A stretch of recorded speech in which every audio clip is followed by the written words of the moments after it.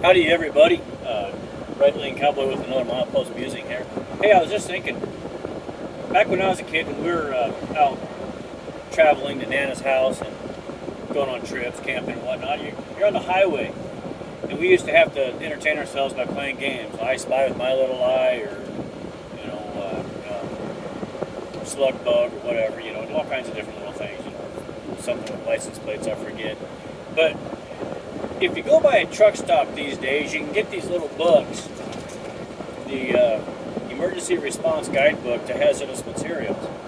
Well, anyway, in these books, there's an instruction on the front of it how to use it, and you can look up all the different hazardous materials and that you see on these trucks going down the road. And they're, it's public information. It's not like any kind of big secret, but the placards. You got a placard on the front, the back, and both sides, and they have numbers, and you can look them up in that book and figure out what's going on, or, what they're carrying, or how bad it is. Might actually open up your eyes on why you should stay the heck away from them. It's a fun little thing. I used to do it with my kid on the truck. I've taken all three of my boys on the truck, and I've had them look them up. Hey, what's that truck's got? 1093. What is that? And they figure out, well, they're hauling something like diesel or something like that, some sort of flammable oil. It's in the same hazardous classification as diesel.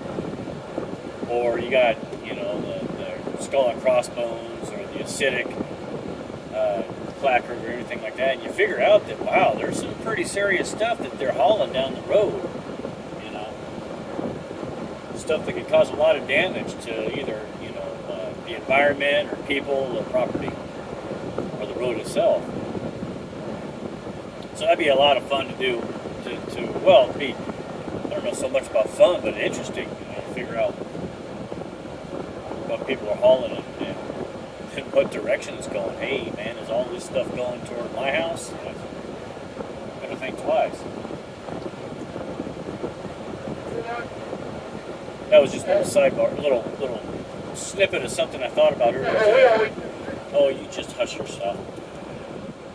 Well, one of the real thing that I was thinking about earlier today, I wanted to share with y'all was, wow, man, I saw something today that blew my ever-loving mind. In what industry, in America at least, do you ever hear of somebody who has only, 4 or 5 or 6 weeks of experience in their field that turns into a trainer to train people coming into that same field? It's almost unheard of. Maybe dishwasher. I remember when I was 14 and I started dishwashing, I was only there for like a week, and then another guy came in and I trained him on how to wash dishes. But a 2-year-old can train on how to wash dishes, for God's sakes. But driving a truck? I don't think so. And I saw that today. The company will, remain nameless, but still, the guy that was training another guy how to back into a spot only had 6 weeks of experience, total experience driving a truck. He's only been behind it. He came out of school 6 weeks prior, and now he's training on how to drive a truck, back a truck, and everything involved in a truck. There's no possible way he has had enough experience to be able to encounter everything there is to know about driving a truck. Well, first of all, you got to go at least a year to encounter all the different adverse conditions, rain, snow, mud, ice, all that stuff. 6 weeks isn't going to cover that. I don't know where on earth you could get all those different conditions in 6 weeks. And there's no way in 6 weeks that you were able to do all the different backing techniques, the reason why you drive really slow and take wide turns when you're under 30 miles an hour, or how the following distance on the road and all the different aspects of that at high speeds and highway speeds. 6 weeks just is not long enough to be able to know all that stuff, to be able to get enough experience to pass it on to somebody else. Shoot, they're still learning, and they will learn for years to come, more than a decade to come. I've been out here 15 years, and there's no way I know it all. There's no way I know half of it, but I know a lot of it. I got 3 years of really, really intense backing skill working for JB Hunt, backing into Family Dollar stores. When I first broke out driving 15 years ago, I was in the oil field, so I had every kind of adverse condition, steep hills, flat roads, steep hills, rocky, muddy, snowy, icy, all that stuff. Chain up, chain down. There's times in the oil field where I had chained the truck 4 or 5 times in one day just to get the job done. I mean, granted, that's a 12-hour day, but still 4 or 5 times in one day to, you go up on this hill, you chain up, you go up, you fill up your water, you come back down, you chain down. Drive 3 miles down the road, jump off onto a dirt road, chain up, go up to the top of the mountain, dump your water, come back down, chain down. Repeat the process 5-6 times in a day. You got really good at chaining, and those were the heavy mud service chains. Of course, I was back in my late 20s, early 30s. Well, no, I guess I was in my 30s when I did that, when I broke out driving, so 35, I think. Yeah, I was 35 years old when I broke out driving. But anyway,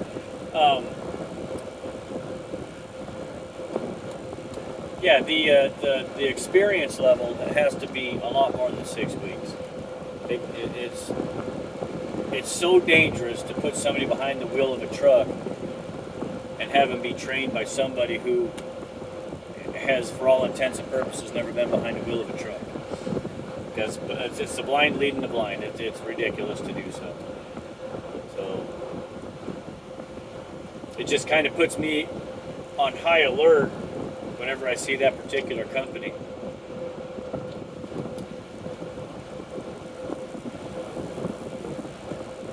A little radio silence there because I got a guy that didn't know how to look over his left shoulder when he's getting on the on-ramp. Remember I talked about that in an earlier video? Or at least he had sense enough to step on the brake and get behind me instead of just match my speed and wonder, what the hell am I going to do now,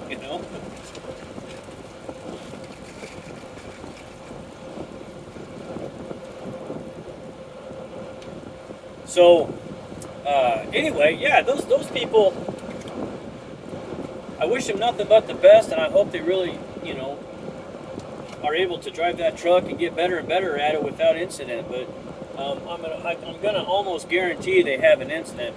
Oh, by the way, this guy was training this dude how to blindside back into a truck stop parking lot.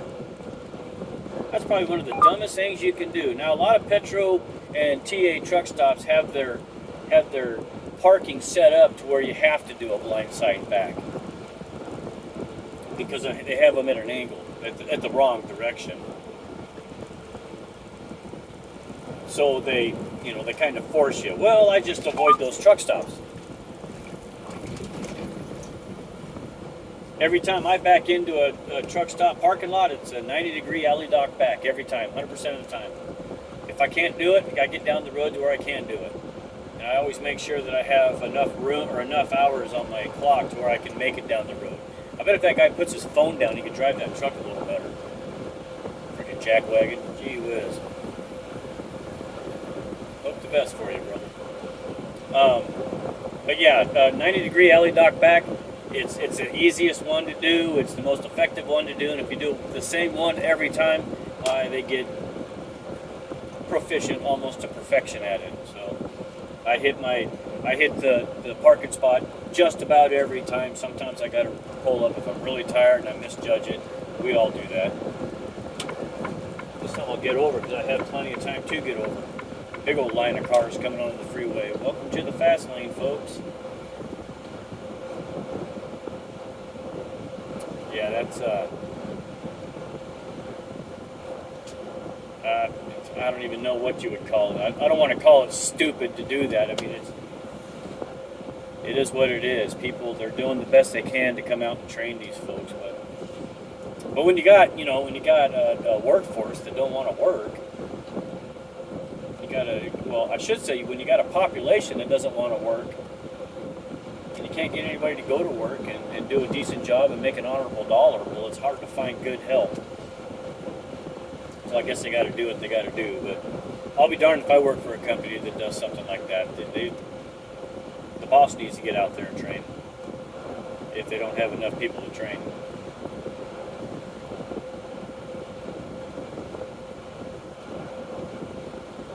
Second gear. So I just saw something that was horrible, but I see things like this on a daily basis. When I started this video earlier, go away. When I started this video earlier, I saw a lady pass me in a little white, Honda or Nissan, whatever it was, a little car, a little hatchback. She was over there tickling her phone with her thumb. She had her phone in her hand, doing something, scrolling, typing, whatever. I don't know what she was doing, but her eyes were down. So her peripheral vision wasn't up to alert her central vision. Hey, there's an alert, or there's a danger in front of you. Well, purpose of peripheral vision, we got to use it when we're driving. And she ended up slamming into the back of a stopped vehicle that was stopped because traffic was stopped in front of us. Well, by the time I got past her, she passed me, and probably 10 or 12 minutes later, right about the same time, I said, second gear. I paused it because traffic was stopping, so I had to concentrate on traffic. 5 lanes of road going through a major city, and every lane is plumb full of traffic. Everybody's going every which way, trying to go around this accident. Well, anyway, by the time I got past the accident, sure enough, that little white car that had slammed into the back of this truck was sitting there, and the lady was out of the car looking at her. She was still on the phone, looking at the car, walking around it. When I passed it, I was in the lane right next to it, and it was jammed underneath this truck that she hit. And the little lady, she couldn't have been, she was probably late teens, early 20s, sitting in the passenger seat. When she passed me, I noticed her legs were up on the dashboard, and she was kind of kicked back with her butt scootered out and kicked back in the seat. I see that all the time. Everywhere I go from coast to coast, I see it dozens and dozens of times. Get your feet off the dashboard, get them on the ground. Or get them on the floorboard, rather. It's deadly. And that accident that I saw was a fatality. Her legs got shoved behind her, the airbag deployed, blew her legs backwards, her butt went underneath the dashboard, and her chin got hung up in the seat belt because she slid underneath that seat belt. That's what happens when you recline in a seat belt.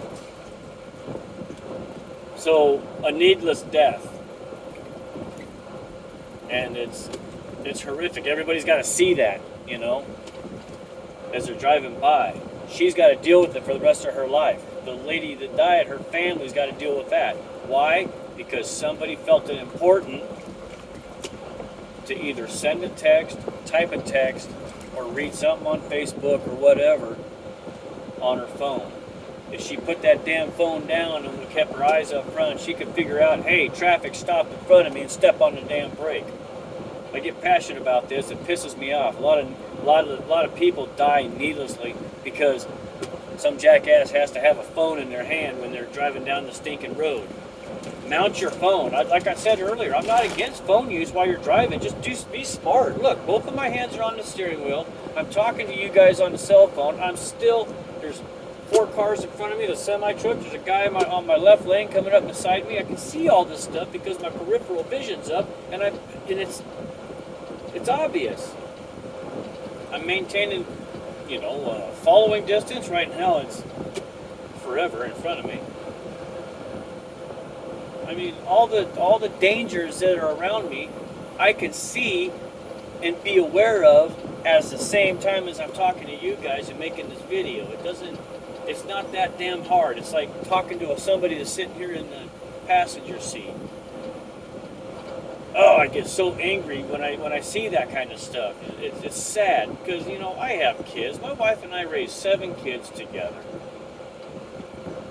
Every one of them, we've taught every one of them. You gotta make wise choices with positive outcomes. That's my wife's saying. That's what she taught the kids. You make wise choices with positive outcomes. How do you make a wise choice? Well, before you make the choice and go forward with it, you ask yourself, then what? All right, so I'm gonna pick my phone up and I'm gonna take my eyes off the road and start tapping on it. Now I'm doing that. Then what? Well, shoot. Then I can't see the road, so I could probably veer off and hit someone parked on the side, or I could veer to the left and hit somebody on the other lane. All of the deer could fall out in front or run out in front of me. I can't see it. That's then what? And tragedy happens because nobody wants to ask then what, because they made an unwise choice that's going to obviously bring a very, very negative outcome. And that's what happened. So get your feet off the daggum dashboard. They don't belong up there. You know. I mean, when my wife would go with me in the summer when we'd get in the car and go and do things, she would put her feet up on the dashboard, and there's nothing like seeing a nice set of legs with bare feet up on the dashboard. It'll freaking make it'll skip a guy's heart, you know, skip a beat in that guy's heart. It's absolutely sexy, but it's dangerous, so don't do it. Good God, I can't believe I had to see that. Well, I can, because 2,000 to 3,000 miles a week on the highways and byways of America, I see a lot of stuff. Rollover accidents, cars burning down, trucks burning down, rear end accidents. I saw this guy had passed me. He was past me like I was standing still, but by the time he got to right here to the front corner of my truck, another car at 65 miles an hour slams into the back of that dude. What the hell was he doing? What was he doing that he could not figure out that the guy in front of him was going half his speed, and he slammed into the back of him? I mean, it crunched him. I just looked down, I was like, wow, check that out. And I kept going because I didn't make contact. I didn't cause the wreck. I had no causation to meet because of the wreck, so I kept going. Obviously, they pulled over and, you know, took care of the situation at hand. But why are people so clueless to the dangers of driving? I don't know. It intrigues me. It really does. Very much so. So anyway, enough of that. Let's get on to third gear. Okay, so I need to really talk about this. Well, I feel like I do, because it seems like there's a whole lot of people, you know, committing to this danger. When a truck makes a right turn in a city from right lane to right lane around the corner, he goes wide. Most drivers go wide and leave space for you to get up next to him, right? So when you get up next to him and they're getting mad at you because you're right next to their trailer and they can't make a right turn, it's hard to put, you know, fault on anybody. A guy should pay attention to a truck to see what they're doing, and the truck should actually approach the corner in a proper manner. If he's leaving space between his trailer and the curb for you to get between, he's not doing it right. There's a certain way to do it. You're supposed to hug the curb, and right at the last second, you bring your tractor out to the left side of the lane. Don't you just encroach on the next lane over the left lane, but you don't get into their lane, because that's illegal. That way, the trailer is sitting right next to the curb, and the tractor is sitting out on the left side of the lane. And when he does that long button hook turn, excuse me, the trailer will be in the right direction to be able to follow him around that corner wide. So that's the proper way of doing it. Most of the guys don't do it. You know, most of the drivers don't do it like that, and haven't done that hardly ever. A button hook is when you go long past the turn and then come back toward the turn, or toward the right lane that you're turning into. And that will bring your trailer around wide and miss the corner of the curb and the sidewalk there.